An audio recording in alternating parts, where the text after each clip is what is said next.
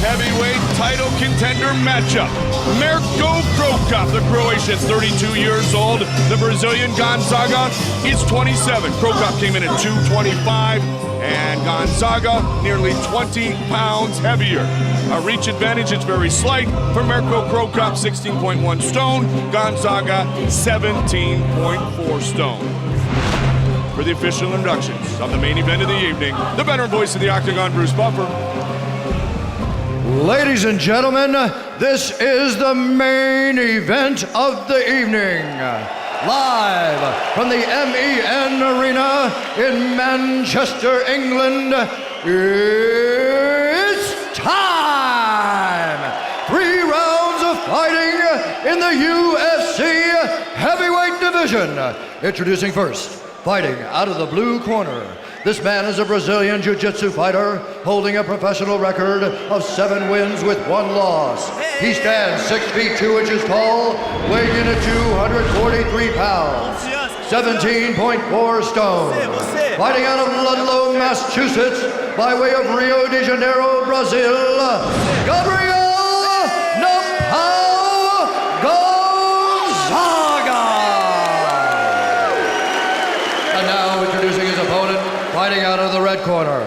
This man is a striker. He holds a professional record of 22 wins with 4 losses. He stands 6 feet 2 inches tall, weighing in at 225 pounds, 16.1 stone.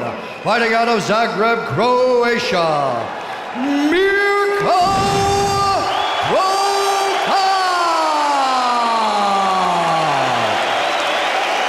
And when the action begins, our referee in charge is Herb Dean. Okay, gentlemen, protect yourselves at all times. Follow my instructions at all times. Let's keep this fight nice and clean and full of action. Touch gloves, come out ready to do this. Now they touch. Mirko Krokop, Gabriel Gonzaga. The winner will get a title shot against Randy the Natural Couture.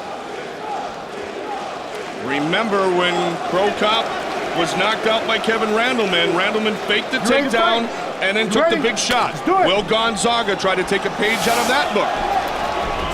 Straight out, throwing the straight right hand is Gonzaga. That's the first punch for a southpaw. Krokop is a lethal striker, but he has a small jaw. If you look at the frame of his face, the way his face is framed, look at Gonzaga. Gonzaga's got this big head. It looks like the type of guy that can take a great shot. But Krokop's the physical structure of his face is not very big. The footwork, Gonzaga keeping to the outside of the lead leg of Krokop and trying to throw that straight right down the middle.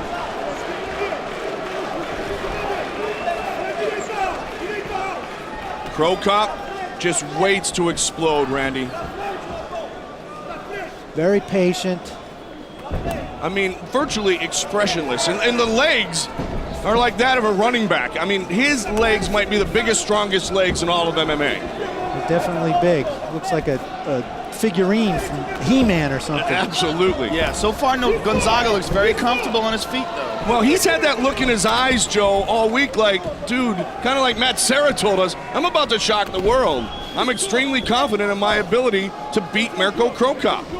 He's got good hand speed for a great big guy, and he's doing a great job with his footwork and bringing the action to Mirko.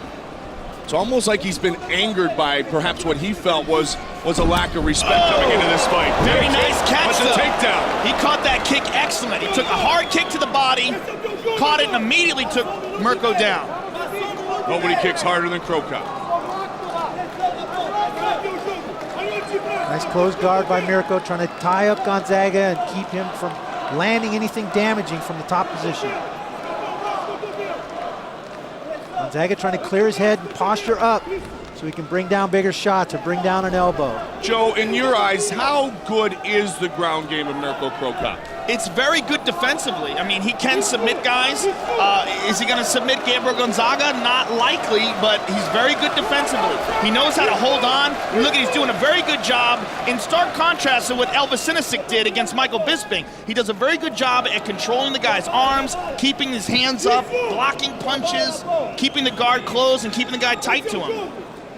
Here's the biggest issue here is Gonzaga is winning this round. If nothing happens, if Mirko doesn't create a scramble and get back to his feet, he's lost this round. In a 3-round fight, you can't afford to give a round away. He's got to open his guard, use his feet, create a scramble, and get back to his feet where he's most dangerous. And Mirko has been, he took a couple shots right there. Looks like he cut him.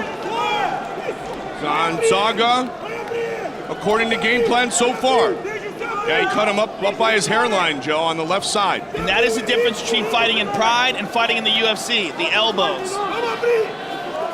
Mirko has been in there with probably one of the most devastating ground and pound guys, if not the most devastating in the world, in Emelianenko Fedor. And he survived that without getting stopped. He's also in there with one of the best submission guys in Nogueira. Eventually got caught in that fight, but dominated most of the fight before that happened. Dominated the stand-up, but then he was taken down and armbarred. And Nogueira, certainly with the recent signing by the UFC, very much in the heavyweight title picture. Very nice right elbow by Gonzaga. Gonzaga slowly pushing Mirko up against the cage as well.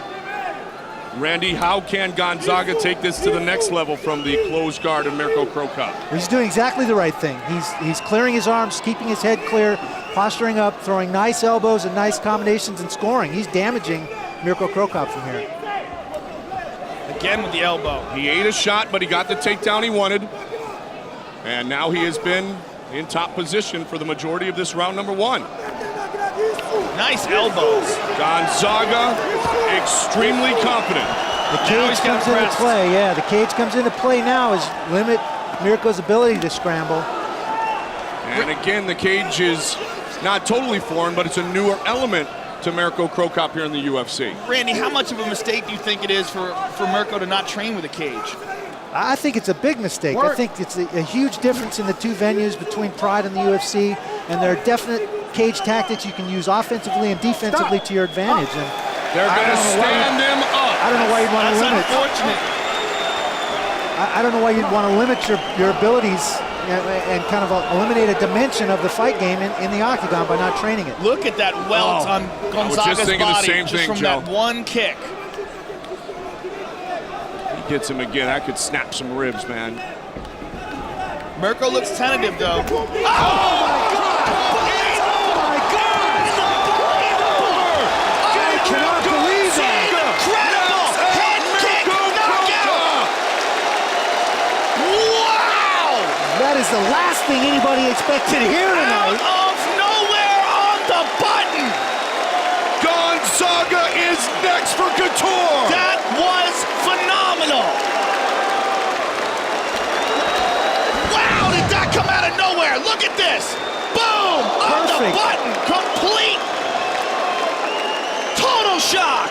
Took a page right out of Mirko's book. I mean, Mirko couldn't have done that any better. He drops his hands, bang! Right on the temple, out cold! Oh, Mirko's knee. And look at his leg backwards! Look at how he fell back! If we can see that angle again, look at how his leg is twisted underneath him after he got knocked out. Watch the head kick.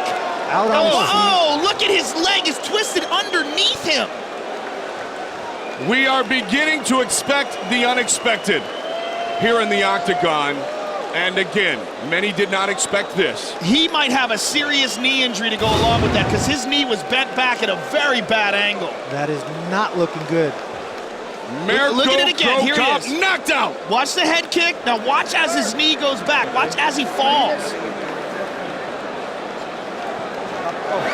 Let's take a look at it one more time. Left hand Here's the drops. kicks. On the button. Out cold. Now look at his leg. Boom. It goes under him. Oh, look at that angle. Oh, Look at the ankle too, Joe. Not just the leg, the ankle knee totally and the twisted. ankle are that he could have suffered a serious injury there.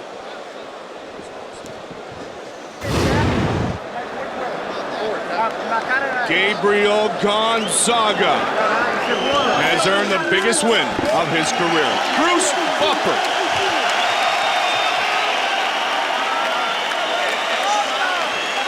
Ladies and gentlemen, referee Herb Dean has called a stop to this contest at 4 minutes, 51 seconds of the very first round, declaring the winner by knockout, Gabriel